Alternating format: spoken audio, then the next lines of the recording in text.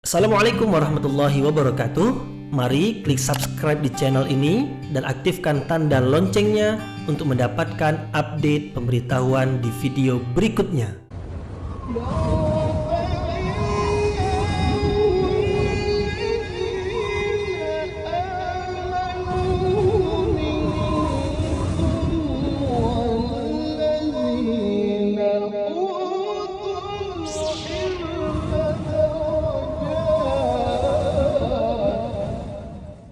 A'udzubillahi minasyaitonirrajim. Bismillahirrahmanirrahim. Assalamualaikum warahmatullahi wabarakatuh.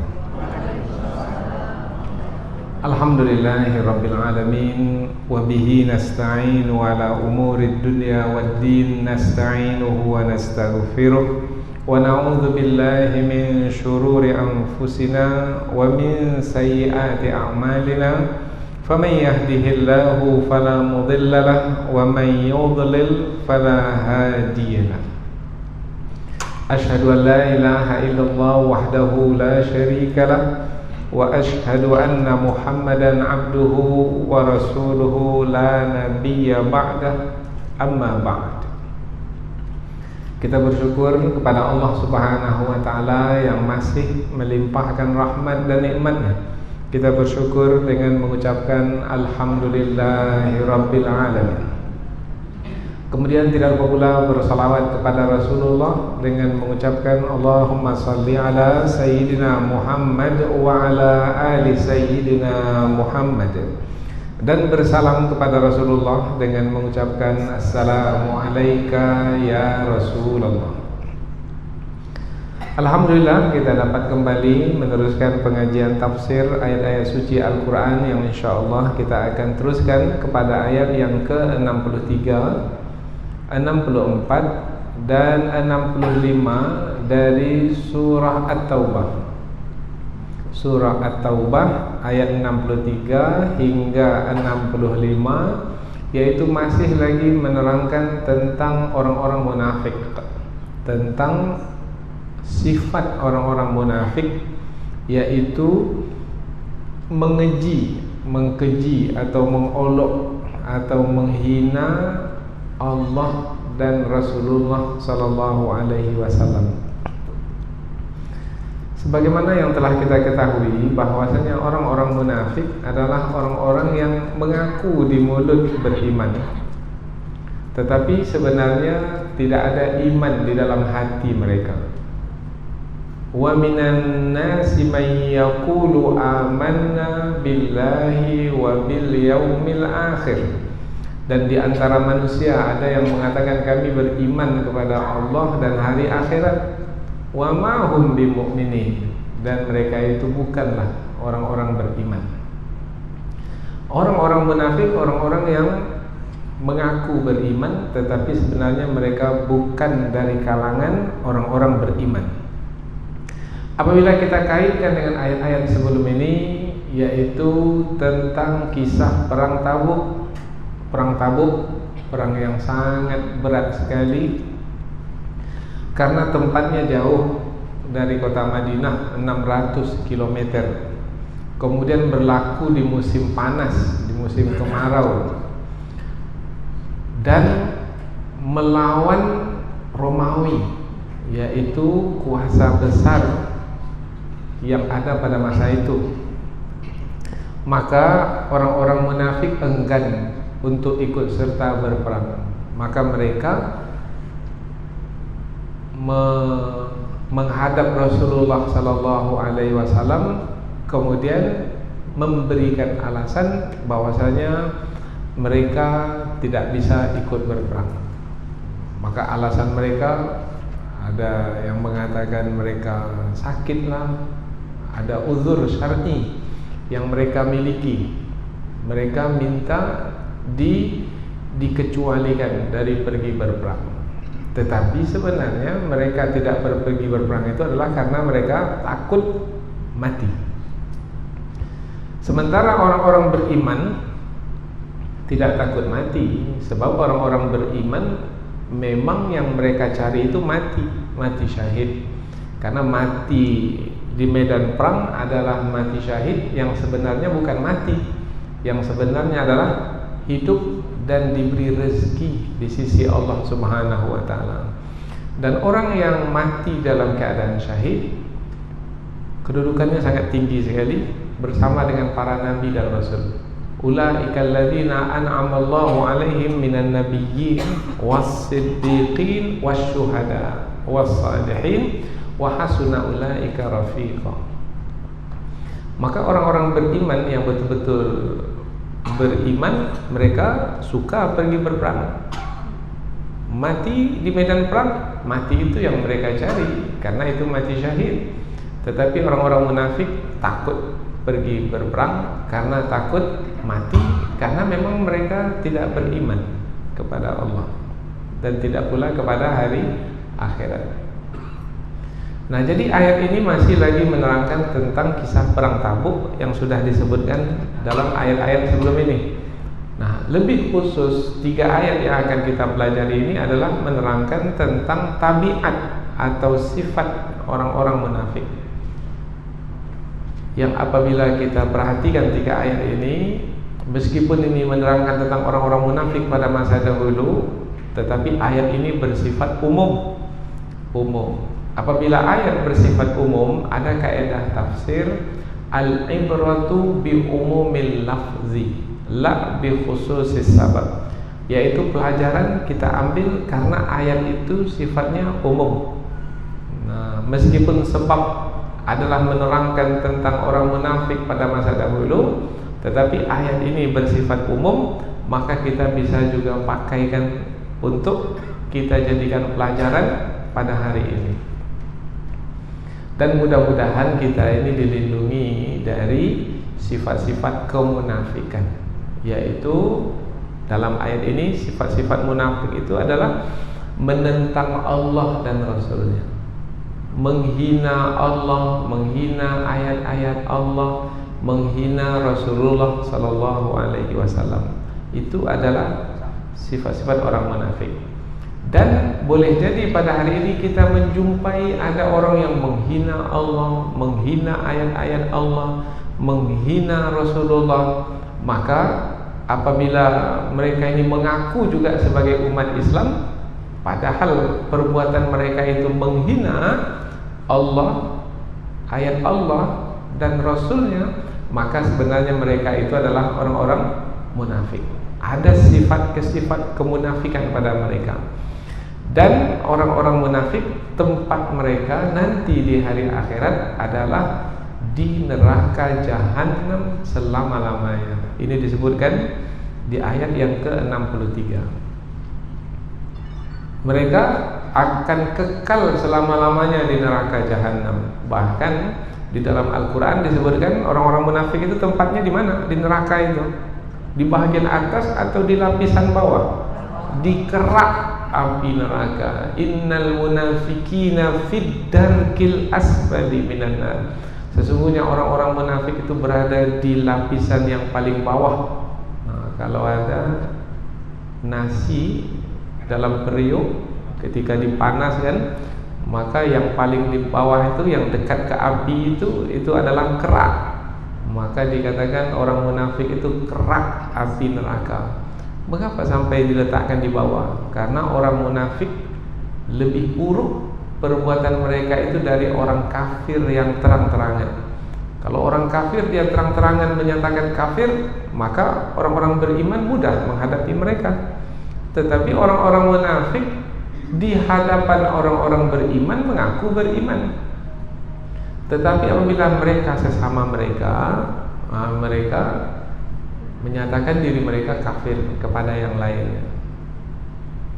Di dalam ayat ini pula, orang munafik sesama orang munafik, mereka mengejek Rasulullah, menghina Rasulullah. Mereka menyebut tentang Rasul sesama mereka, tetapi isinya adalah ejekan atau hinaan. Dalam waktu yang sama, rupanya perasaan hati mereka itu ada takutnya ketika mengejek Rasul sesama mereka, karena mereka juga mempercayai bahwasanya Rasulullah itu menerima wahyu dari Allah.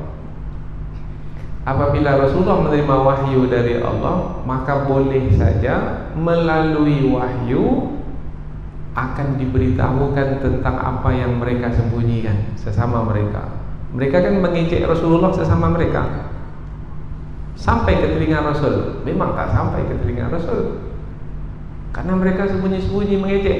Tetapi apakah Rasulullah bisa mengetahui? Ya bisa, mengapa tidak? Dari mana Rasulullah mengetahui?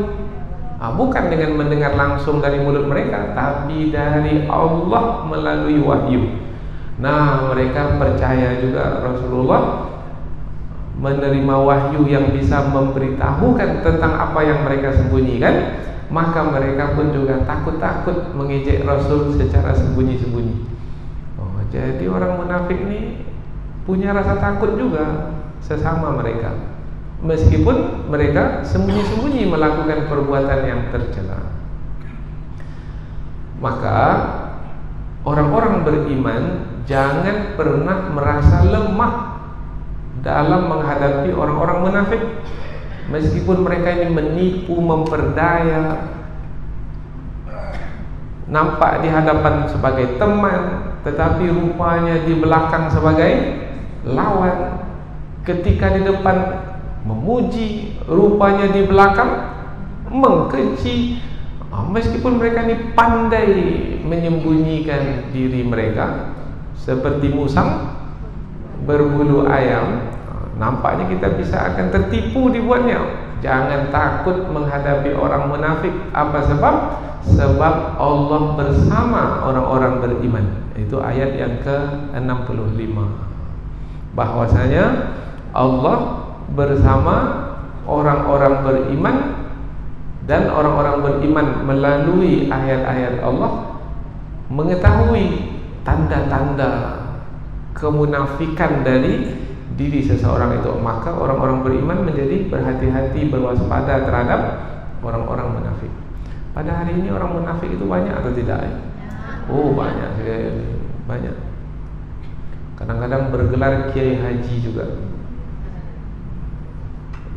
Kemudian diminta juga bersaksi, tapi saksi yang diberikan kepalsuan, kebohongan, karena menyebelahi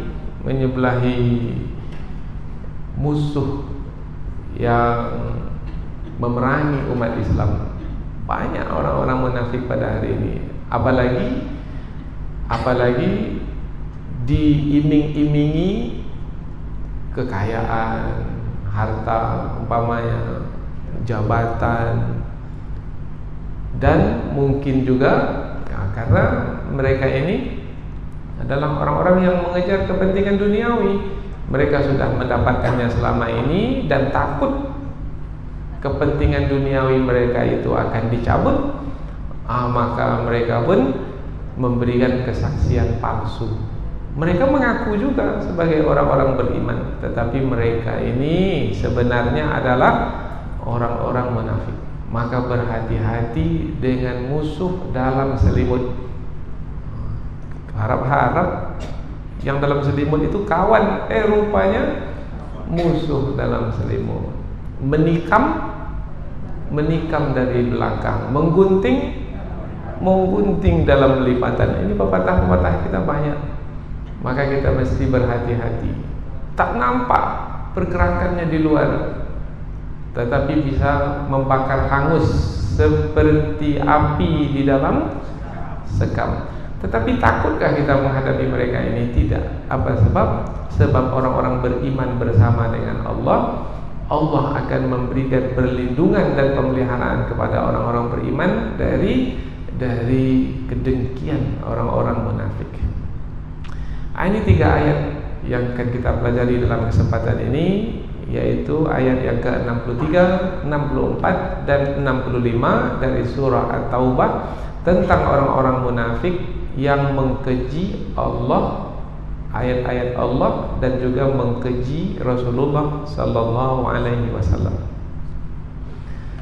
Selanjutnya, sebelum kita pindah ke tafsir ayat, terlebih dahulu kita membaca ayat, kemudian kita menerjemahkannya. Barulah setelah itu nanti kita lihat kandungan ayat lebih lanjut melalui penjelasan yang lebih panjang yang kita sebut dengan tafsir. Allah Subhanahu wa taala berfirman, a'udzubillahi minasyaitonirrajim. Alam ya'lamu annahu man yuhadidillaha wa rasulahu fa anna lahu nar jahannam khalidan fiha dzalikal khizyul 'adzim. Yahdharul munafiquna an tunazzala 'alaihim suratun tunabbi'uhum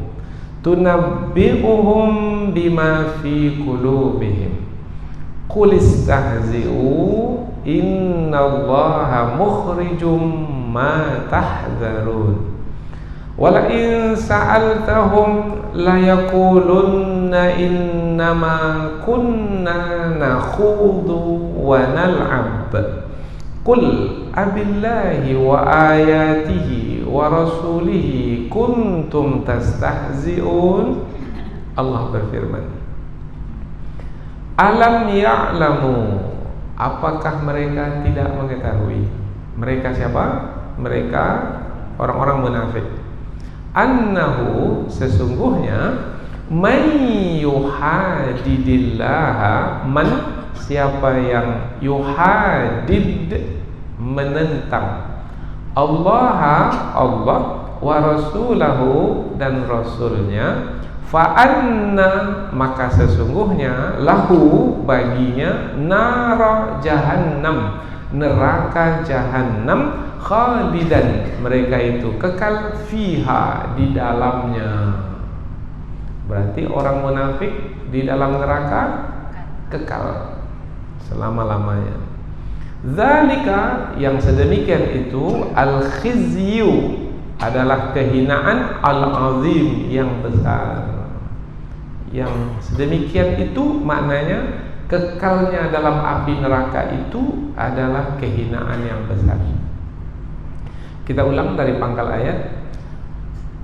Apakah mereka tidak mengetahui sesungguhnya siapa yang menentang Allah dan Rasulnya, maka sesungguhnya baginya neraka jahanam, ia kekal di dalamnya selama-lamanya. Yang sedemikian itu adalah kehinaan yang besar. Ayat berikutnya, yahdharul munafiqun. Yahdhar maknanya takut. Takut. Al-munafiqun, orang-orang munafik. Orang-orang munafik takut antunazzala, turun, alaihim, ke atas mereka, suratun, surah, satu surat Al-Quran. Dalam Al-Quran ada berapa surat? Ada 114 surat. Ada yang panjang, ada yang pendek. Ada satu surat dalam Al-Quran disebut dengan surah Al-Munafiqun, surat tentang orang-orang munafik.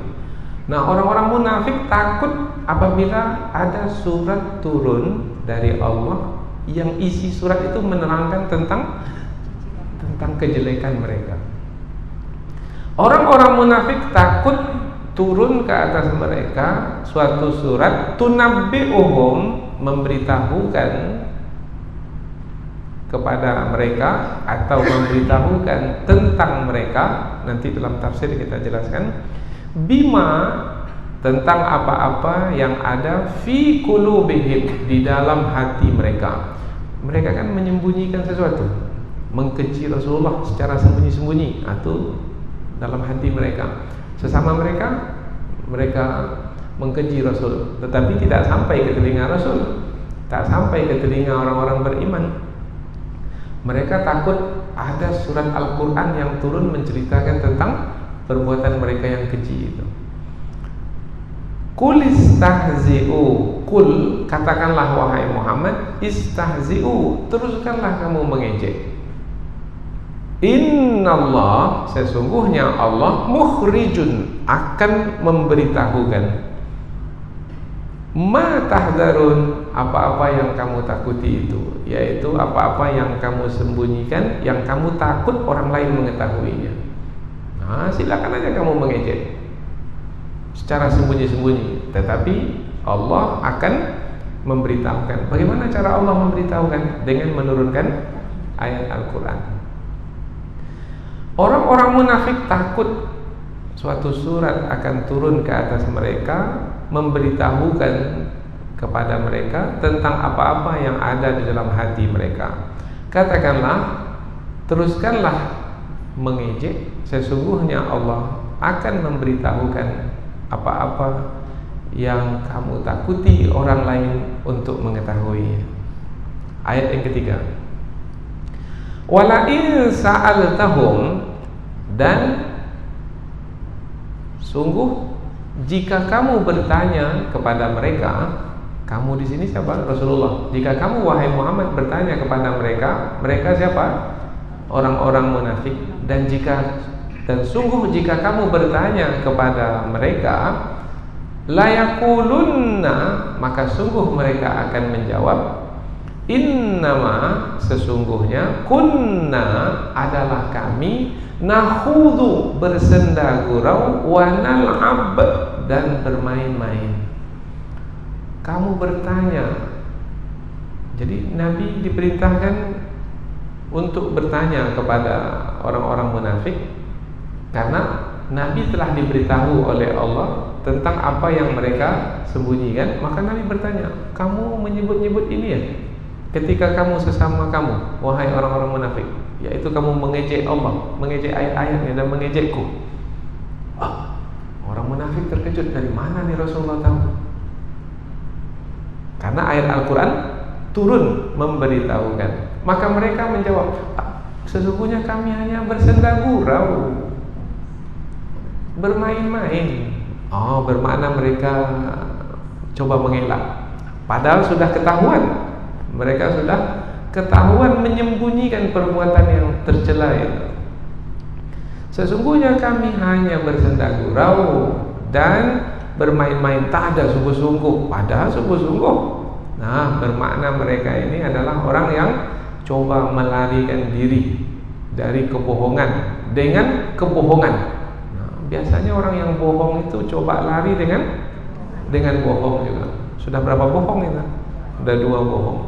Bohong yang pertama ditutupi oleh bohong yang kedua. Maka orang munafik itu orang yang suka berbohong. Maka tanda munafik, ayatul munafiki salasun. Tanda orang munafik itu 3. Yang pertama, idza haddatsa kadzab. Kalau dia bercakap, bohong. Qul, katakanlah wahai Muhammad, abillahi, apakah dengan Allah, wa ayatihi, dan dengan ayatnya, wa rasulihi, dan dengan rasulnya, kuntum tastahzi'un, kamu selalu mengejek.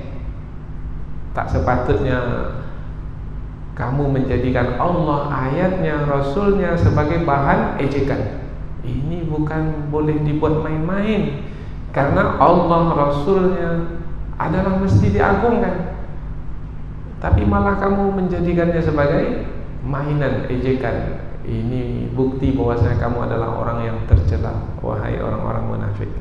Nah, kira-kira inilah dia 3 ayat yang akan kita pelajari. Dan jika kamu bertanya kepada mereka, niscaya mereka akan menjawab, sesungguhnya kami hanya bersenda gurau dan bermain-main. Maka katakanlah, apakah dengan Allah, dengan ayat-ayatnya, dan dengan rasulnya kamu selalu mengejek atau mengolok-olok? Sepatutnya kamu tidak berbuat demikian. Jadi 3 ayat yang akan kita pelajari ini adalah menerangkan tentang sifat tercela orang-orang munafik, yaitu suka mengkeji Allah dan Nabi.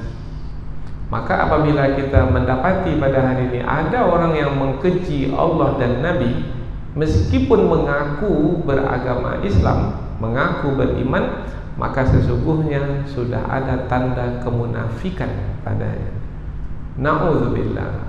Sebab orang yang beriman tidak akan mungkin mengkeji Allah dan Nabi. Orang beriman, sifat orang beriman adalah mengagungkan dan memuliakan Allah dan Nabi.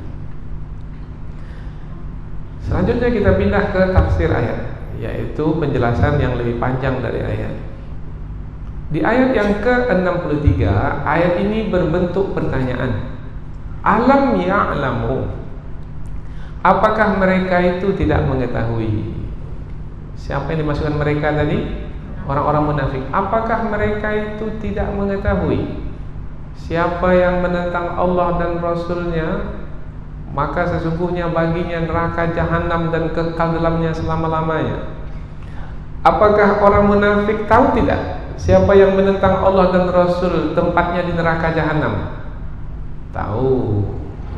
Maka ayat berbentuk pertanyaan ini bukan menjelaskan mereka itu tidak tahu kemudian diberitahu, tidak. Mereka itu sudah tahu. Orang munafik itu sudah tahu siapa yang menentang Allah dan Rasulnya, maka nanti di hari akhirat tempatnya adalah di dalam neraka jahanam kekal. Ayat ini berbentuk pertanyaan. Apakah mereka tidak tahu? Nah, pertanyaan seperti ini bukan tujuannya untuk dijawab, tidak. Tujuannya adalah untuk menerangkan tentang buruknya perbuatan orang-orang munafik yang menentang Allah dan Rasulnya. Padahal mereka sebenarnya sudah mengetahui bahwasanya balasan bagi orang yang menentang Allah dan Rasul adalah di dalam neraka jahanam. Umpamanya begini, umpamanya orang yang pada hari ini kejahatan yang sangat buruk sekali, yaitu menghancurkan generasi, membinasakan generasi, adalah memperjualbelikan narkoba, membawa narkoba. Hukumannya apa sekarang ini? Mati, hukuman mati, hukuman gantung, mati. Apakah mereka tak tahu? Dibuat juga dalam bentuk pertanyaan. Apakah mereka yang jual beli narkoba ini, apakah mereka tak tahu bahwa siapa yang jual beli narkoba ini balasannya adalah digantung sampai mati? Apakah orang yang jual beli narkoba ini tak tahu? Tahu. Lalu mengapa kita sampaikan dalam bentuk pertanyaan? Nah, untuk menerangkan kalau mereka sudah tahu kemudian mereka lakukan juga, bermakna alangkah buruknya perbuatan mereka. Sudah tahu perbuatan itu buruk, buat juga lagi. Jadi bentuk pertanyaan seperti ini adalah untuk menerangkan buruknya perbuatan. Bentuk pertanyaan kepada orang-orang munafik seperti ini menerangkan tentang buruknya perbuatan orang-orang munafik menentang Allah dan Rasulnya. Jadi istifham seperti ini, istifham itu bentuk pertanyaan, namanya bentuk pertanyaan lil istingkar, untuk mengingkari perbuatan mereka. Mengapa diingkari? Perbuatan menentang Allah dan Rasul itu adalah perbuatan buruk, maka diingkari. Apakah mereka tidak mengetahui sesungguhnya siapa yang menentang Allah dan Rasulnya? Kata menentang di dalam ayat ini, karena kita belajar tafsir, maka kita perhatikan kata menentang, may yuhadid, yuhadid, dari kata haddun. Haddun itu maknanya batasan, hudud, batasan-batasan. Biasanya kalau kita punya sebidang sawah di kampung, sebidang sawah, kemudian sahabat kita punya pula sebidang sawah di kiri kita, ada pula punya sebidang sawah di kanan kita. Nah, biasanya yang memisahkan sawah kita dengan sawah sahabat kita itu apa? Pematang. Pematang itu disebut haddun. Haddun. Kalau hilang pematang, maka tak nampak lagi mana sawah kita, mana sawah sahabat kita. Nah, kata batasan digunakan di sini, mayyuhadidillah wa rasulah. Barang siapa yang menentang Allah dan Rasulnya. Mengapa pula kata batas perginya kepada menentang? Nah, jawabannya adalah ini tafsir, yaitu digunakan kata yuhadid, batasan. Seperti tadi, kita punya sawah, ini sawah kita. Kemudian punya sahabat kita di sebelah sana. supaya terpisah dari kita, maka ada batasan.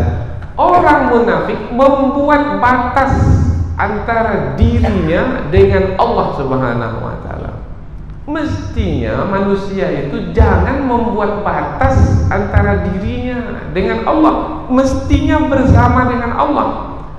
Nah, ini tidak membuat batas dengan Allah. Lain yang dikehendaki oleh Allah, lain pula yang dia kehendaki. Yang Allah perintahkan dia tinggalkan, yang Allah larang dia buat. Oh, bermakna dia ini sudah membuat batasan dengan Allah. Membuat batasan namanya menentang. Maka digunakanlah kata yuhadid. Jadi apa beda orang beriman dengan orang munafik? Orang beriman bersama Allah, orang munafik menentang Allah, membuat batas dengan Allah. Berikutnya lagi, ini untuk mengetahui ini, kira-kira kesimpulan cepat. Orang beriman bersama Allah, orang munafik tidak bersama Allah karena membuat batasan dengan Allah. Maka Allah akan menjaga siapa? Allah akan memelihara siapa? Allah akan melindungi siapa? Allah akan menolong siapa? Yang bersama dengannya atau yang menentangnya? Maka jangan takut menghadapi orang munafik, karena mereka itu tidak bersama Allah. Karena mereka itu telah membuat batasan dengan Allah. Mereka menentang Allah.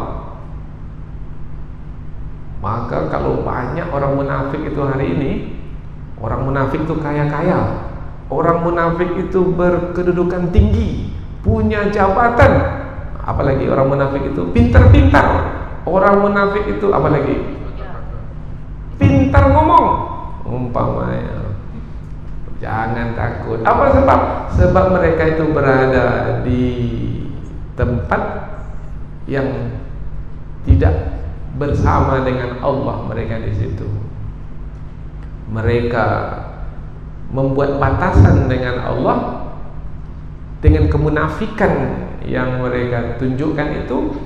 Maka mereka, Allah pula telah menyebutkan dalam ayat ini, yaitu sesungguhnya bagi mereka neraka jahanam kekal di dalamnya selama-lamanya. Kalau kesudahan mereka nanti di hari akhirat adalah di neraka jahanam, akankah calon penghuni neraka jahanam itu akan dimuliakan di dunia?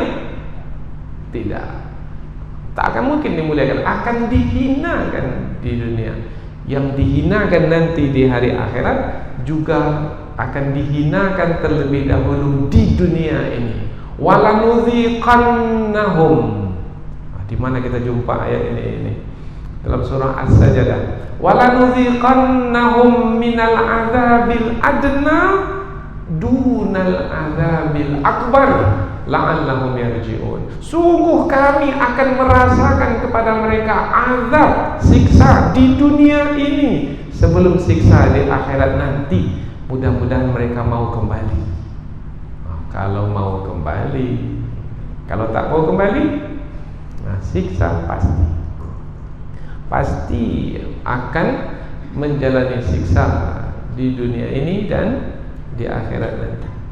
Alam ya'lamu annahu man yuhadidillaha wa rasulahu fa anna lahu nar jahannam khalidan fiha dzalikal khizyul 'adzim. Apakah mereka tidak mengetahui? Mestinya mereka mengetahui, sebab pemberitahuan sudah sampai kepada mereka bahwasanya barang siapa yang menentang Allah dan Rasulnya, maka sesungguhnya bagi mereka neraka jahanam, mereka kekal di dalamnya selama-lamanya. Nah, kalau disebut neraka jahanam, berarti ini adalah kehidupan di hari akhirat nanti. Nah, hidup di dunia ini sementara saja. Semestinya yang menjadi pertimbangan yang utama bagi manusia adalah akhirat. Orang munafik ini orang yang ingin mendapatkan kesenangan hidup di dunia yang sementara. Kemudian mereka menyia-nyiakan kehidupan yang yang kekal dan abadi. Kalau seperti ini, yang sementara yang didahulukan, yang kekal abadi ditinggalkan, yang sementara dipinggirkan, yang kekal dan abadi itu yang menjadi tujuan. Ini orangnya bijaksana. Tapi kalau yang selama-lamanya dipinggirkan, yang kekal dan abadi itu yang dicarinya, yang didahulukannya. Orang seperti ini adalah orang yang tidak bijaksana. Maka orang munafik orang yang tidak bijaksana, orang yang tidak menggunakan akal pikiran, atau yang lebih keras, orang yang telah menjual akhirat hanya untuk kepentingan dunia. Maka orang munafik ini orang yang menjual ayat-ayat Allah dengan harga yang sedikit. Orang munafik itu pakai dalil Quran juga tidak? Pakai dalil Quran juga. Menyebut hadis Nabi juga, tapi tak kemana dibawanya ayat Quran dan hadis Nabi. Maka orang-orang berilmu memahami Allah ini lain, ini pendalilannya ini. Mungkin orang awam tak bisa memahami, tetapi orang-orang berilmu mudah sekali memahami. Ini telah menyalahgunakan ayat-ayat Quran dan hadis Nabi. Orang munafik ini pintar sekali. Kalau ada keluar fatwa dari ulama yang benar, keluar pula fatwa dari ulama munafik. Jadi ada juga ulama munafik namanya. Keluar juga fatwanya, fatwa lawan fatwa. Tak mau kalah. Tetapi jangan risau, karena orang munafik tidak akan mungkin menang, karena Allah tidak bersama dengan mereka. Di dunia mereka akan hina, di akhirat pasti mereka akan hina. Dzalikal khizyul azim, itulah dia, yaitu kekal di dalam api neraka itu adalah kehinaan yang besar. Ayat berikutnya, yahdzarul munafiqun, orang-orang munafik itu takut atau khawatir, antunazzala alaihim surah, turun satu surat ke atas mereka, tunabbi'uhum bima fi qulubihim, memberitahukan kepada mereka tentang apa yang ada dalam hati mereka. Apa yang ada dalam hati orang-orang munafik kalau terhadap Rasulullah? Kedengkian, kebencian, permusuhan. Itu yang ada dalam hati orang-orang munafik. Tetapi apakah orang munafik menyatakannya terang-terangan? Tidak. Orang munafik menyimpannya dalam hati mereka. Tetapi kalau sesama mereka, apakah mereka menyatakannya? Kalau sesama munafik, mereka menyatakannya. Kadang-kadang bocor juga. Dia bocor juga keluar. Apa yang mereka katakan sama mereka keluar, terdengar juga oleh kita. Nampak permusuhan terhadap orang-orang beriman apabila mereka berbicara sesama mereka. Jadi mereka menyembunyikan kedengkian, kebencian, permusuhan dalam hati mereka, dan itu adalah penyakit hati. Maka dalam surah Al-Baqarah disebutkan di dalam hati mereka itu ada penyakit, dan Allah tambah penyakit itu dalam hati mereka. Fi qulubihim marad, fi qulubihim maradun fazadahumullahu marada. Di dalam hati mereka itu ada penyakit, dan Allah tambah lagi penyakit dalam hati mereka itu. Tapi mereka pandai menyembunyikannya. Tapi meskipun mereka pandai menyembunyikan, Allah Subhanahu wa ta'ala Maha mengetahui apa yang ada dalam hati mereka itu, dan Allah mampu, Allah berkuasa untuk memberitahukannya kepada siapa-siapa yang dikehendaki. Kalau dahulu melalui Rasulnya dengan wahyu, kalau sekarang ini melalui ilham yang diberikan kepada hamba-hambanya. Akhirnya kita tahu, munafik rupanya dia ini. Orang munafik ini kalau betul-betul nampak tanda kemunafikannya, kita sholatkan atau tidak kalau dia mati? Kita kafankan atau tidak? Biarkan saja. Jangan selenggarakan jenazahnya itu, dibiarkan. Karena Rasulullah pun juga dahulu begitu. Rasulullah bertanya tentang, kalau Rasulullah tak tahu Ada mayat di hadapan Rasulullah, diminta untuk menyolatkan. Maka Rasulullah tanya, ini jenazah ini siapa? Apakah ini orang baik? Kalau diberitahu ini orangnya orang yang pernah menyakiti orang-orang beriman, ada tanda-tanda kemunafikan padanya, Rasulullah tak mau menyolatkan. Salat sajalah, kalian sajalah menyolatkannya, diserahkan kepada keluarga. Maka sekarang pun kalau kita tahu orang itu orang munafik, maka serahkan saja kepada keluarganya untuk menyolatkannya, tak usah sholatkan. Maka sekarang ini ada di beberapa masjid di ibu kota itu menulis, kalau ada orang munafik, di antara sifat orang munafik itu memilih pemimpin kafir dan meninggalkan pemimpin yang beriman. Karena larangan Allah itu pula yang dibuatnya. Maka apabila dia mati tak usah disolatkan, biarkan saja, suruh keluarganya saja atau sesama munafik aja lah yang menyolatkannya. Boleh begitu? Ya Rasulullah melakukannya dahulu. Rasulullah melakukannya. Rasulullah tanya, ini orangnya baik atau tidak ini? Apabila diketahui bahwasanya mereka adalah orang-orang yang memang bukti nyata sebagai orang-orang munafik jelas, maka Rasulullah enggan untuk menyolatkan jenazahnya. Maka yang munafik-munafik itu cepat sadar, nanti gak ada orang menyolatkan nanti. Nah, kesian, hina di dunia sudah dihinakan, apalagi di hari akhirat. Yahzar, maka orang-orang munafik itu pun takut. Yahzarul munafikun, orang-orang munafik itu takut antunazzala alaihim surah, turun satu surat, tunabbi'uhum, memberitahukan ma fi qulubihim, bima fi qulubihim, apa-apa yang ada dalam hati mereka. Jadi dari penyampaian ayat ini berarti orang-orang munafik itu percaya atau tidak bahwasanya Rasulullah itu menerima wahyu yang isinya kebenaran, bisa memberitahukan apa yang mereka sembunyikan. Ya. Jadi orang munafik itu percaya juga kepada kebenaran, tapi tak mau mengikuti kebenaran. Ulang saya lagi. Jadi orang-orang munafik itu percaya juga kepada kebenaran, ya percaya juga kepada kebenaran, tetapi tak mau mengikuti kebenaran. Jadi ada orang yang percaya mengikuti kebenaran, ini yang terpuji.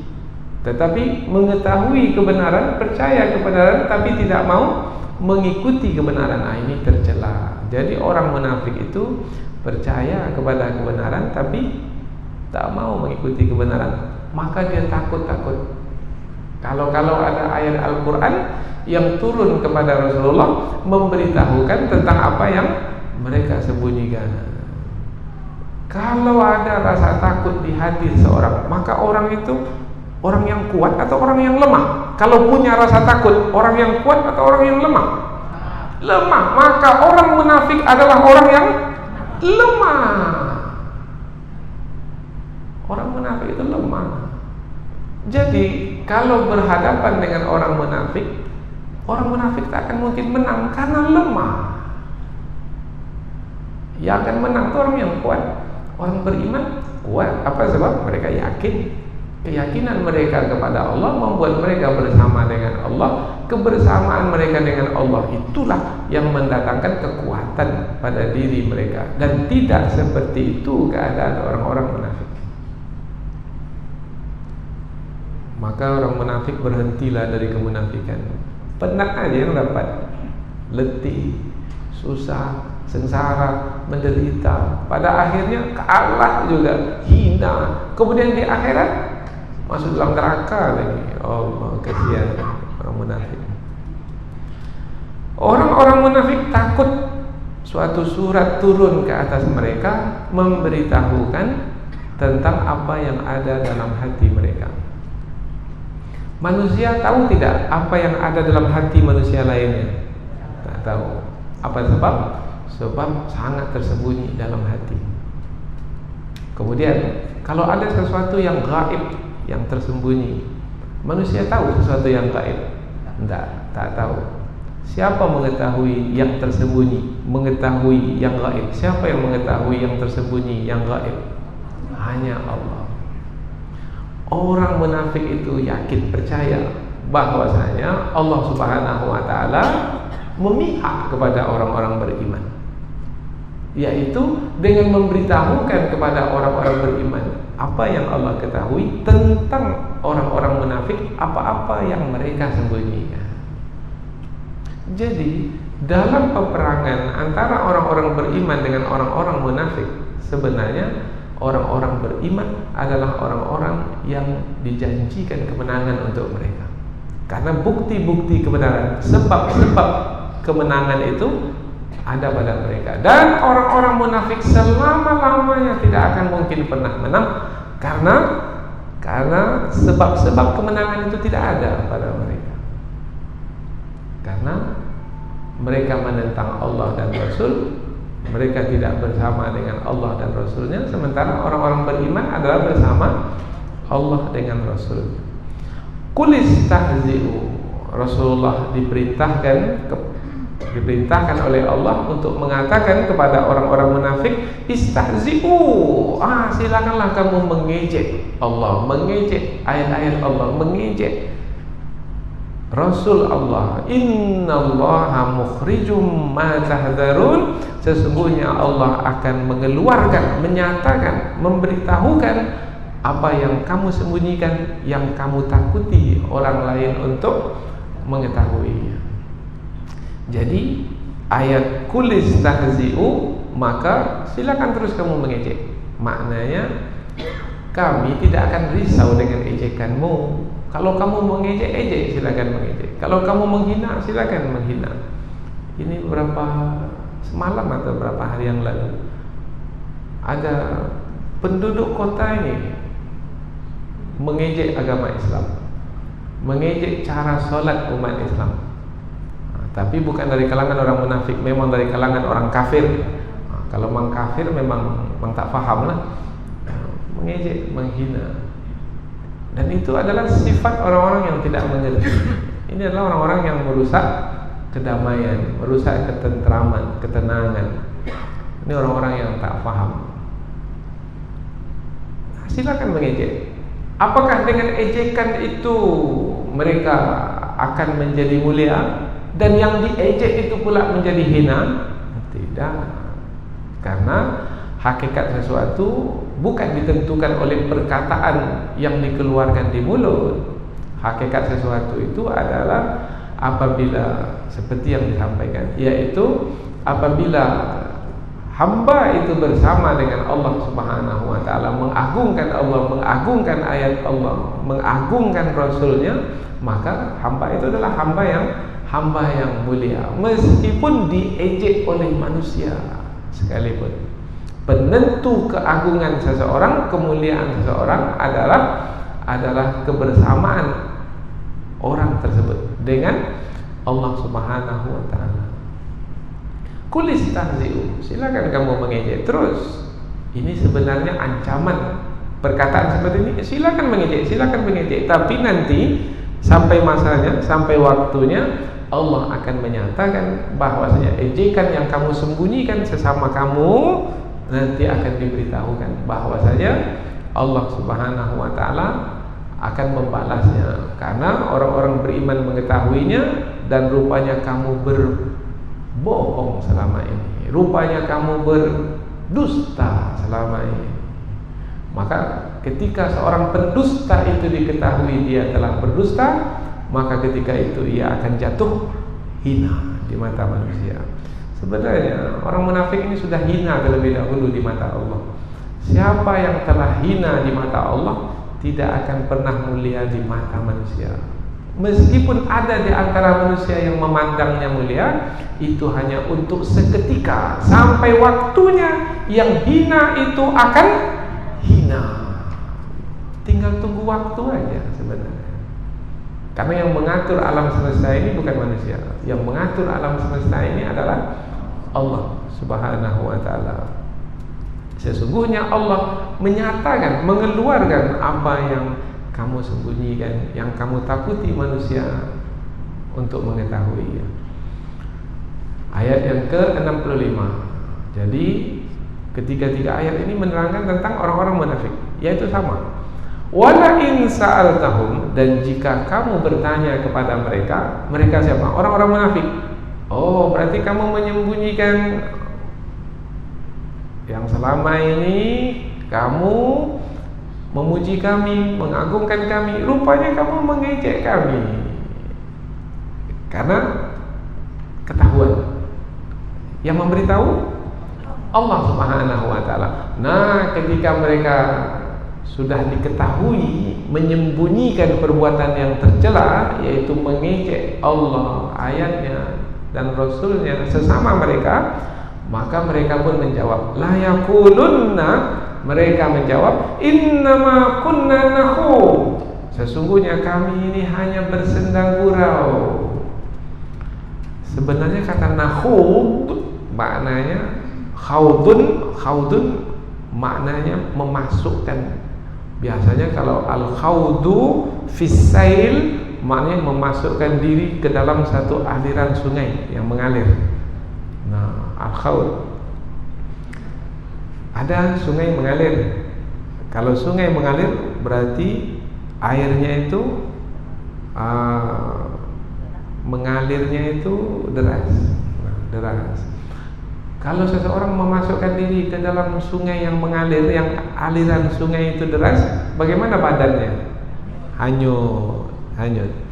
Nah, kata nakhud, ada satu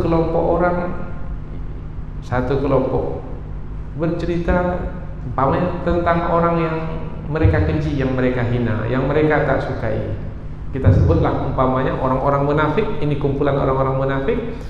Siapa yang mereka keji, yang mereka tak sukai? Nabi Muhammad. Maka kelompok orang munafik ini sesama mereka mengeji Nabi Muhammad, menghina Nabi Muhammad dengan berbagai macam perkataan. Itu perkataan mereka. Berjam-jam lamanya mereka mengkeji, menghina Nabi Muhammad. Kemudian datang satu orang masuk ke kumpulan ini, dan dia juga punya sifat sama seperti kelompok itu. Maka yang satu masuk ini bagaimana?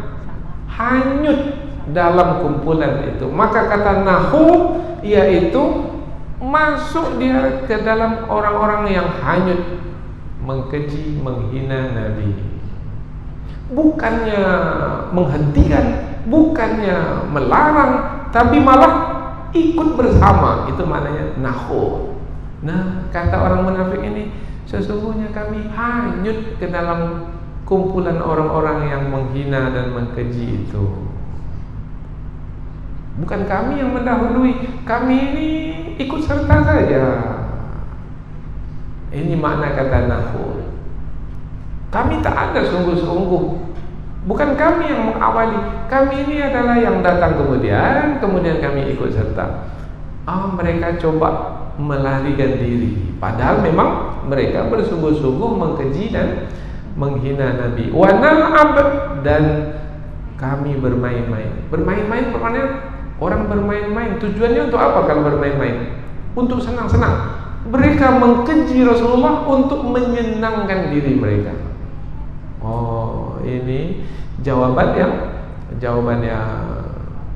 sebenarnya jawaban yang buruk sekali, menerangkan tabiat yang buruk yang ada pada mereka. Sepatutnya bukan seperti ini jawaban kalau memang mengaku sebagai orang-orang beriman, yaitu menjadikan Allah, ayat-ayat Allah, Rasulnya sebagai senda gurau dan permainan. Maka di ujung ayat, qul, katakanlah kepada mereka wahai Muhammad, billah, apakah dengan Allah, wa ayatihi, dan dengan ayatnya, wa rasulihi, dan dengan rasulnya, kuntum tastahzi'un, kamu mengolok-olok. Ini bukan bahan olok-olok. Apakah Allah, ayat-ayat Allah dan Rasulullah bahan olok-olok? Bukan. Karena Allah zat yang diagungkan, ayat-ayat Allah yang diagungkan, Rasulullah yang diagungkan, kemudian dijadikan sebagai bahan olok-olok. Oh, berarti orang-orang munafik ini adalah orang-orang yang tidak menghormati keagungan yang ada dalam agama. Dan biasanya sifat orang munafik tidak mengagungkan yang dihormati dalam agama. Apa yang dihormati dalam agama? Tentang sholat tak akan diagungkan, tentang masjid tidak akan diagungkan, tentang apa lagi yang berkaitan dengan agama, Al-Quran tidak akan diagungkan. Tanda orang-orang munafik tidak mengagungkan apa-apa yang diagungkan di dalam agama. Apa sebab mereka tidak mengagungkan? Sebab ketiadaan iman di dalam hati mereka. Karena tidak ada iman itulah maka mereka tidak mengagungkan. Jadi dari 3 ayat yang kita pelajari ini menerangkan bahwasanya orang-orang munafik adalah orang-orang yang tercela disebabkan karena mereka mengkeji dan mengolok-olok Allah, mengolok-olok ayat Allah, dan mengolok-olok Rasulullah SAW. Mereka adalah orang-orang yang menentang Allah dan Rasulnya. Maka mereka tidak bersama dengan Allah dan Rasulnya. Maka kesudahan mereka ini adalah kehinaan di dunia, dan kesudahan mereka di akhir nanti adalah juga kehinaan, yaitu dengan dimasukkan ke dalam neraka jahanam. Bagi orang-orang beriman, jangan takut menghadapi orang-orang munafik, karena mereka bukan orang-orang yang bersama dengan Allah. Mereka adalah orang-orang yang tidak memiliki kekuatan, dan mereka bukan orang-orang yang dijanjikan kemenangan. Maka hadapi orang-orang munafik dengan kesungguhan, dengan keyakinan, dan insya Allah kemenangan akan diberikan kepada orang-orang beriman, dan kehancuran, kebinasaan, kekalahan akan ditetapkan ke atas orang-orang munafik tersebut. Mudah-mudahan apa yang kita pelajari ini ada manfaatnya insyaallah. Subhanakallahumma wa bihamdika asyhadu an la ilaha illa anta wa astaghfiruka wa atubu ilaik. Wassalamualaikum warahmatullahi wabarakatuh.